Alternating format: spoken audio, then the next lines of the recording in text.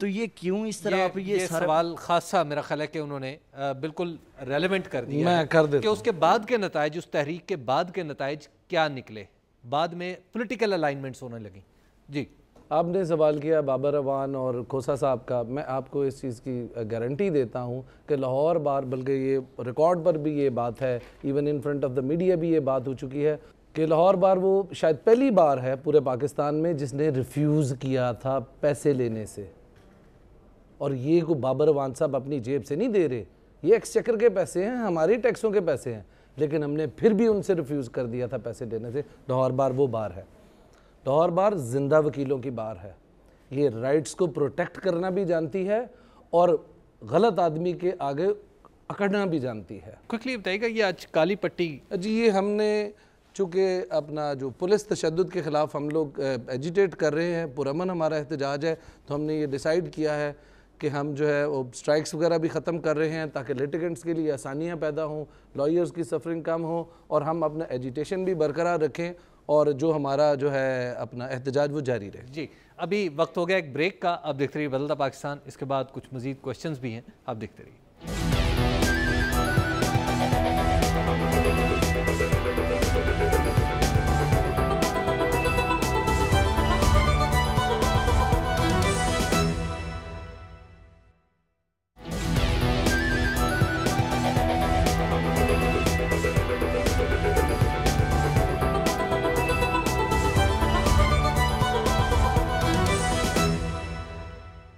बदलता पाकिस्तान में एक बार फिर खुश आमदेद। हमारी जो गुफ्तगू है वो अपने आखिरी मरहले में दाखिल है और एक और हमारे नौजवान वकील हैं जो क्वेश्चन करना चाह रहे हैं। जी दोस्त। सर, मेरा क्वेश्चन ये है बेसिकली कि आप जो नौजवान हैं, हम लोगों को आप क्या चीज़ बता रहे हैं कि कोई छोटे से छोटा मसला जवार साहब का नहीं है, आप मसला मीडिया के साथ हो, मसला डॉक्टर्स के साथ हो, मसला किसी भी फील्ड के साथ हो, आप सोसाइटी में वुकला का अग्रेशन देख सकते हैं। हर बात पे लड़ाई, हर बात पे लड़ाई, हर बात पे लड़ाई। मैं ये कहता हूँ कि पुरअमन एहतजाज क्यों नहीं किया जाता। सेकेंडली, मैं एक चीज़ और इसमें ऐड करना चाहता हूँ कि जो लास्ट 2 और 3 डेज थे जब चीफ जस्टिस साहब बहाल हुए हैं, जब नवाज शरीफ साहब बाहर निकले हैं, जब एतजाज अहसन साहब निकले हैं, अली अहमद कुर्द साहब निकले हैं, सब लोग इकट्ठे थे, उस वक्त एक पत्ता नहीं गिरा, ठीक है सर, और सारा काम हुआ है। मैं कहता हूँ कि पुरअमन तरीके से ये काम क्यों नहीं हो सकता। सेकेंडली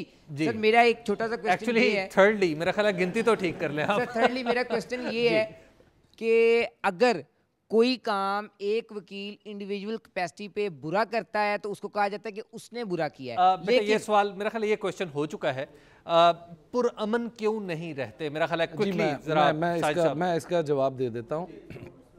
आपके सामने है सारा सिलसिला। मुझे अपना हैरत है इस सवाल पर, वो इस तरह से कि एक तरफ मेरे ही घर के अंदर दाखिल होकर मुझे मारा जाए। 47 लोगों को सबसे ज़्यादा जो इंजरी हुई है वो 23 स्टिचेस लगे हैं सर पर, एक लॉयर को 47 लोगों को इंजर्ड किया गया।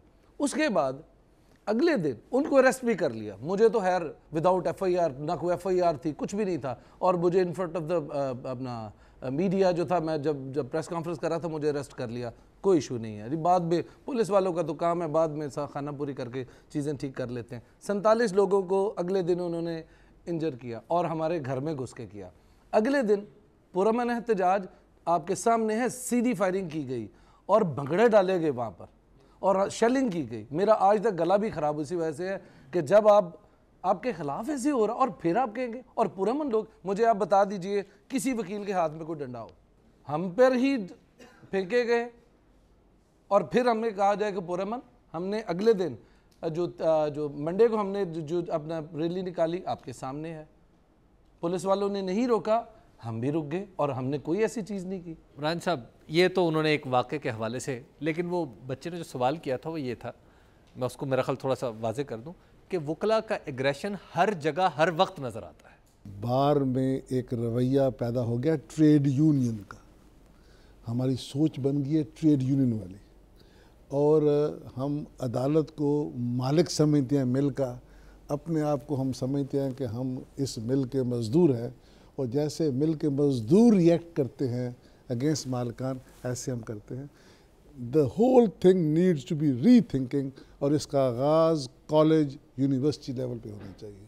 वहाँ हमें सिखाया जाए, वहाँ हमें पढ़ाया जाए, वहाँ हमारे रवैये 3 साल में टाइम किए जाए, और फिर ये बात चलेगी। वरना बाहर में आके मैं अब कहता हूँ, हम में से कोई आदमी ये क्लेम कर दे कि मैं कोई बात बयान करना चाहता हूँ जो बाहर के मौक़िफ़ के मुनाफी है, क्या मेरी बात सुनी जाएगी? सही चौधरी साहब, आखिर एक वकील की क्या न्यूसेंस है कि वो इतना एग्रेशन किस ताकत की बुनियाद पर है? देखिए, एक सादा सी बात है, पुलिस वाले से लोग इसलिए डरेंगे कि वो पकड़ के अंदर कर देगा, जज से इसलिए डरेंगे कि वो भी इसी किस्म की सलाहियत रखता है। एक वकील की क्या न्यूसेंस है? वकील जनाब इसलिए है कि उन्हें पता है कि हमारे लीडर जो हैं, जैसे शादाब बशीर साहब ने कहा मैं पीछे खड़ा हूँ, तो हम कुछ भी करके चले जाएंगे, वहाँ पनाह लेंगे, एक पनाह गाह है बाहर, वहाँ पनाह लेंगे, और अगर कोई मामला ऐसा आया तो प्रेशर डाल के ज़मानत भी हो जाएगी, अगर मुखालिफ बंदे को धमकाना डराना हुआ तो वो भी हो जाएगा। अब एक वाक़या मैं बताऊं कि एक मुंशी किसी वकील का, उसका बीवी का या बहन का कोई झगड़ा हो गया, तो उसने मुखालिफ बंदे के ख़िलाफ़ 70 मुकदमात, मुंशी ने 70 मुकदमात उसने करवाए। फिर वो जो बंदा जिसको उन्होंने जेल भिजवाया था, तो वो उसने खुद फिर ला करके वो भी काला कोट पहन के बाहर में आ गया। ये सारी जी मेरा सवाल है रांझा साहब से और आमिर रज़ा साहब से। Sir, as it has already been pointed out that the serious allegations have been raised against the lawyer community, that the lawyer community was politically instigated by some of the politicians, some of the politicians. और आपने पहले भी बात की that it is a part of our social values to show some sort of aggression towards certain conditions. तो sir मैं ये पूछना चाह रहा हूँ, what is the way out? हम social values में कैसे change ला सकते हैं? हम code of conduct which is specified particularly for the judges, उसको कैसे implement कर सकते हैं? देखिए जी, बात यह है कि आप सब बैठे हुए नहीं, आप स्टूडेंट्स बैठे हुए हैं, you are all very good citizens, you got proper values. आपके मिजाज ख़राब होते हैं, आपके अकायद ख़राब होते हैं जब आप प्रोफेशन में आते हैं, जहाँ वो देखते हैं क्या हो रहा है, वही रंग आप अपना लेते हैं। कॉलेजेस में जो अभी कहा गया ना कि कॉलेजेस में से स्टार्ट करना है, कॉलेजेस में मैं समझता हूँ स्टार्ट करने की ज़रूरत नहीं है, बच्चे ठीक ठाक हैं सब के सब।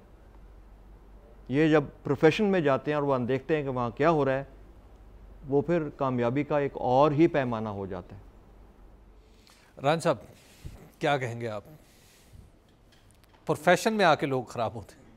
अगर मैं वहाँ बरतानिया में PhD कर रहा हूँ तो मेरे लिए आइसक्रीम बेचना, लाइब्रेरी साफ़ करनी, कोई पार्ट टाइम जॉब कोई बुरी बात नहीं है।